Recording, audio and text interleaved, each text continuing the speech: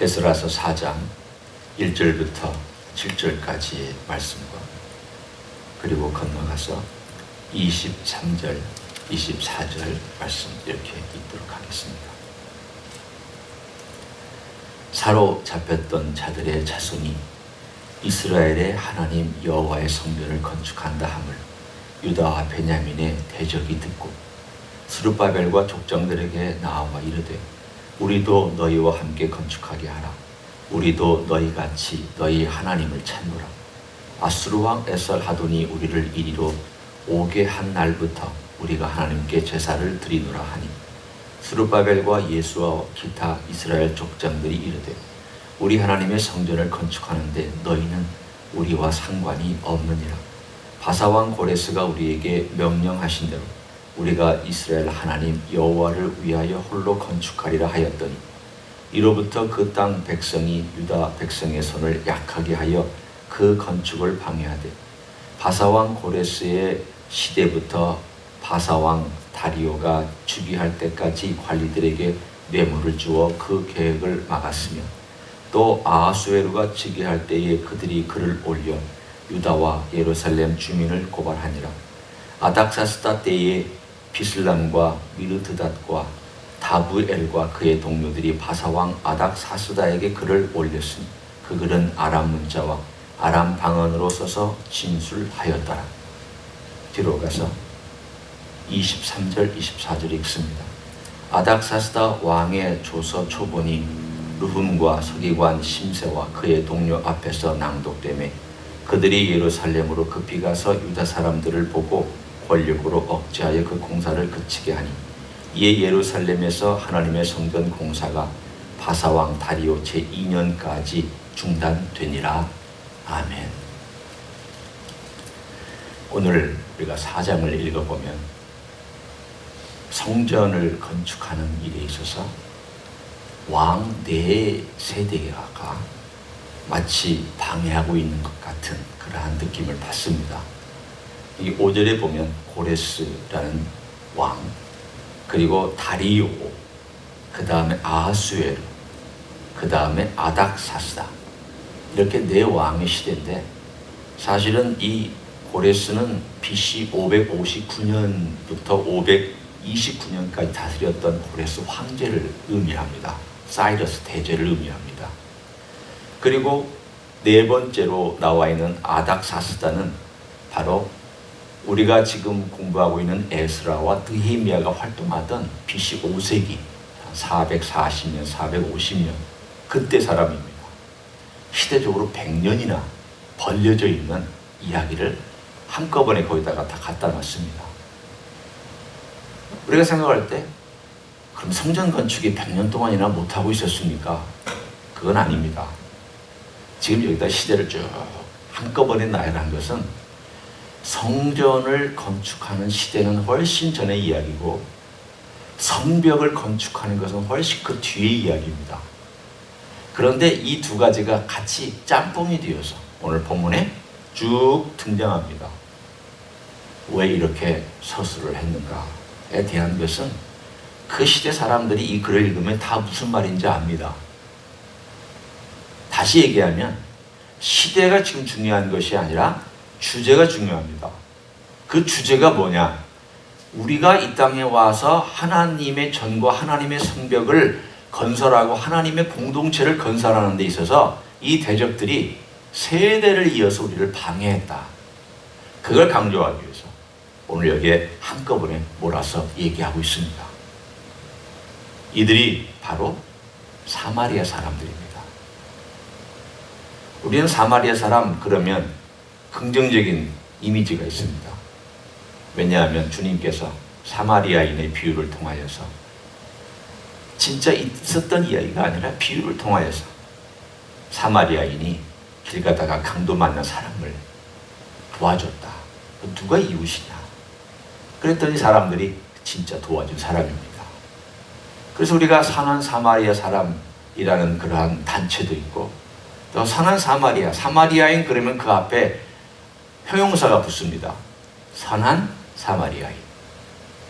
또 우리가 주님의 생애 가운데서 수가성 우물가에서 사마리아 여인을 만났을 때 그 사마리아 여인이 구원받았습니다. 또 그 수가성 있는 사람들의 많은 숫자가 구원받았습니다. 그래서 우리 머릿속에는 사마리아인은 긍정적인 이미지가 있습니다. 그러나 예수님의 생애 말기에 주님께서 사마리아를 지나가려 하실 때에 사마리아 사람들이 심하게 반대를 했습니다. 너 우리 이리로 못 지나간다. 그래서 제 아들이 이렇게 주님께 부탁합니다. 예수님, 하늘에서 불을 내려서 이들을 다 불태우리까? 제 아들은 참 긍휼이 없죠.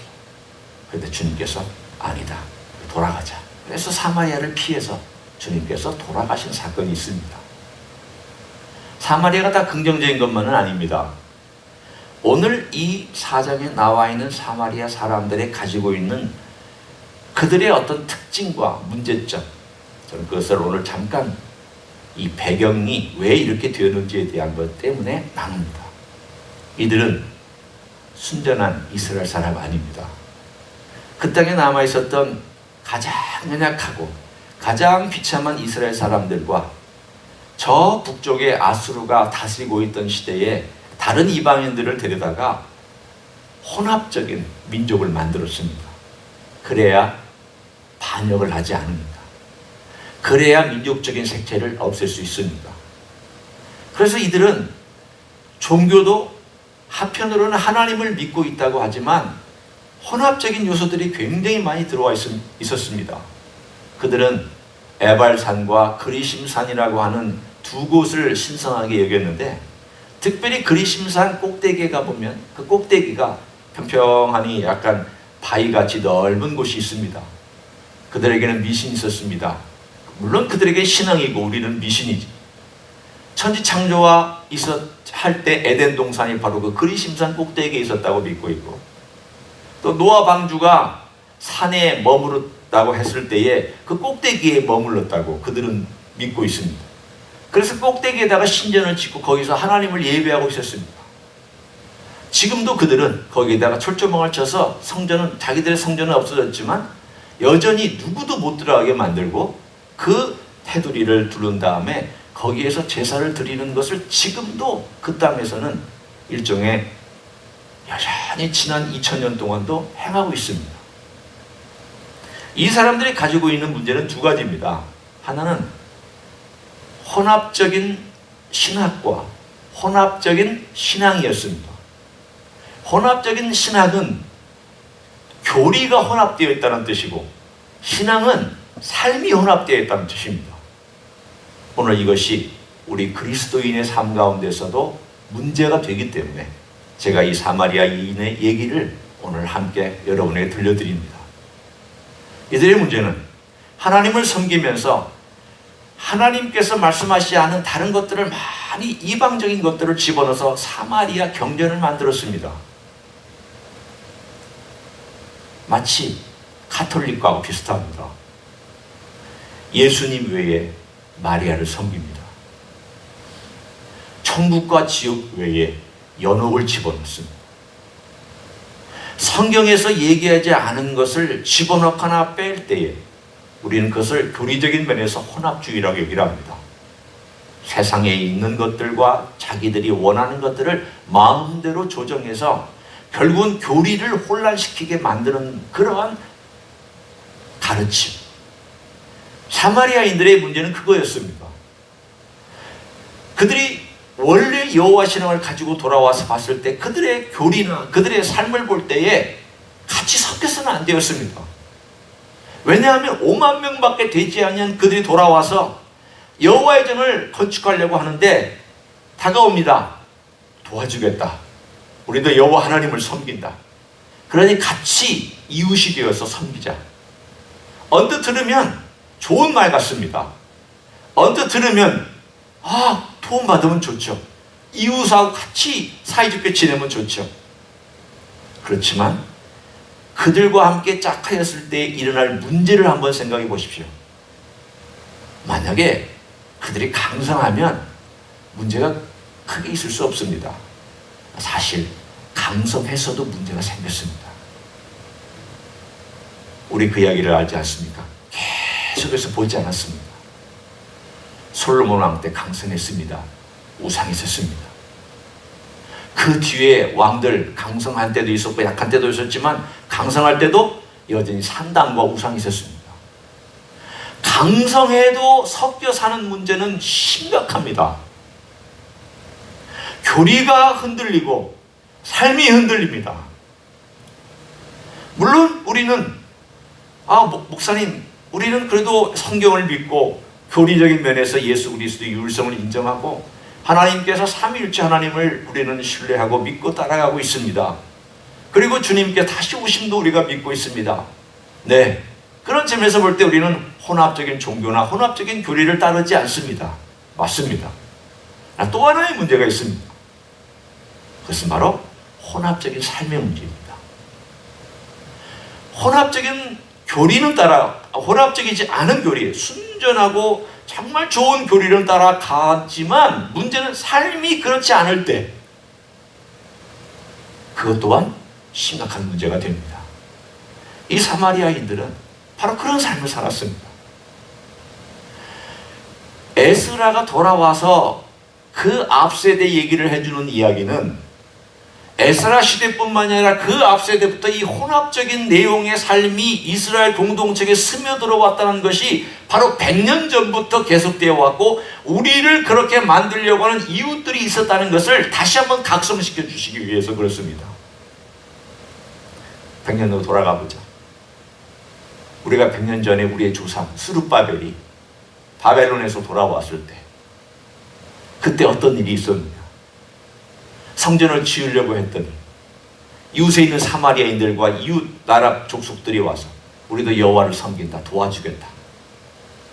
그래서 우리가 거절했더니 방해했다.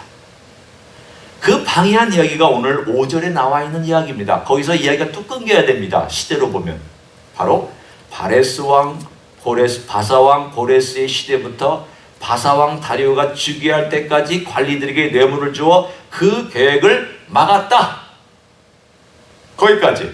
거기까지가 바로 처음에 포로로 돌아와서 성전을 건축하던 이야기고, 그리고 그 이야기가 어디에서 연결되어야 되느냐? 24절에 가서 연결되어야 됩니다.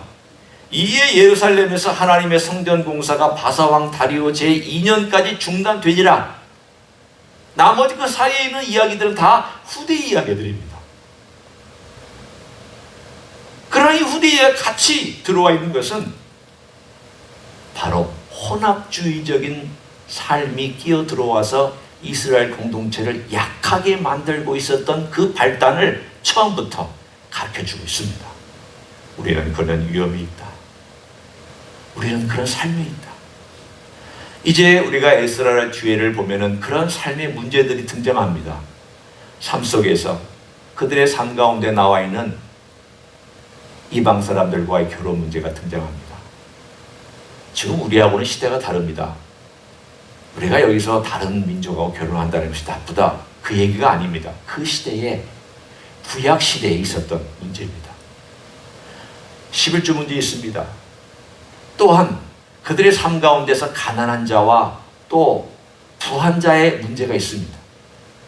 지금 우리가 겪고 있는, 그리스도인들이 겪고 있는 문제하고 비슷한 문제가 그 시대에 똑같이 있었습니다. 혼합적인 사고방식과 혼합적인 삶의 태도가 그 공동체 속에 스며들어와서 흔들고 있었습니다. 오늘 우리는 이들이 단호하게 하나님 아버지 앞에서 성전은 우리가 건축하겠다. 왜 이렇게 선을 그어야 했는가? 그때 선을 긋지 아니하면 나중에 더 심각해집니다.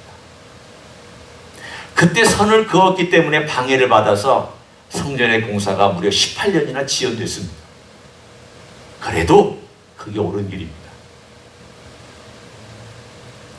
우리는 늘 두 가지 선택 가운데서 한 가지를 선택하며 살아야 됩니다.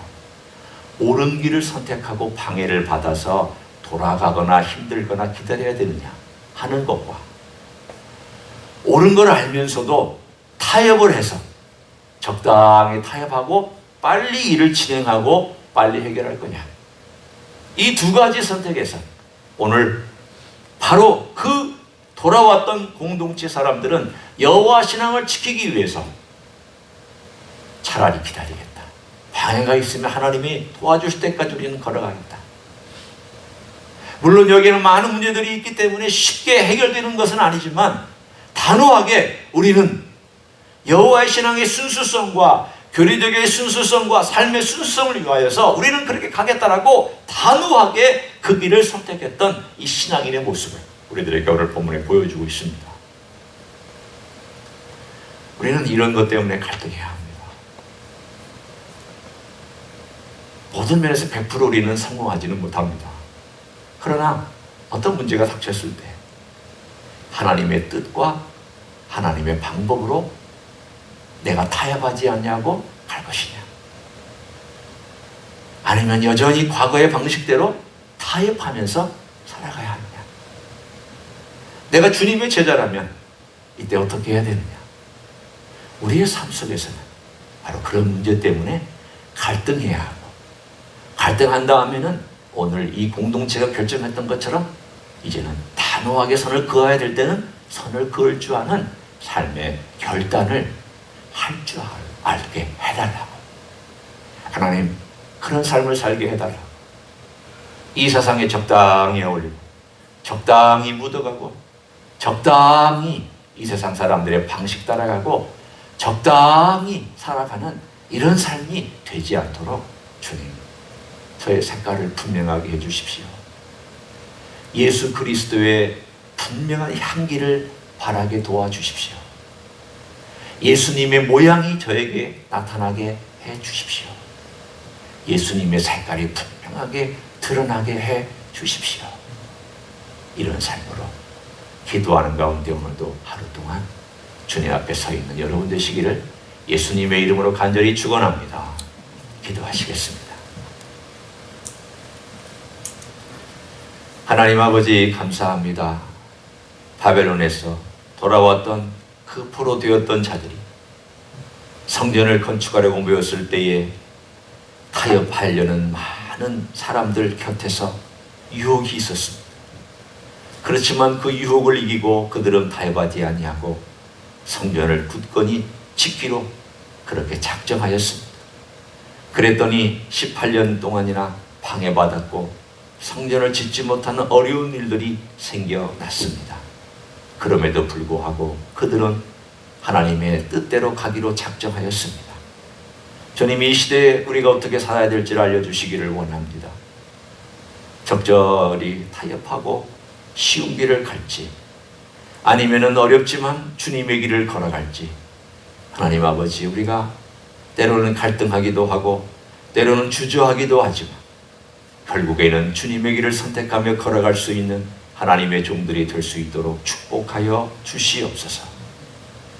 이제는 우리 구주 예수 그리스도의 은혜와 하나님 아버지의 극진하신 사랑과 성령 하나님 교통하심의 역사가 오늘도 우리 주 예수 그리스도의 좁은 길을 따라서 걸어가며 좁은 문으로 들어가며 우리 주님의 뒤를 쫓는 제자의 삶을 살아가기를 소원하는 이 자리에 참여한 모든 종들 위에와 주임지 희스교회 위에와 이민교회들과 한국교회들과 선교사님들 위에 이제로부터 영원히 함께 하실지어다. 아멘.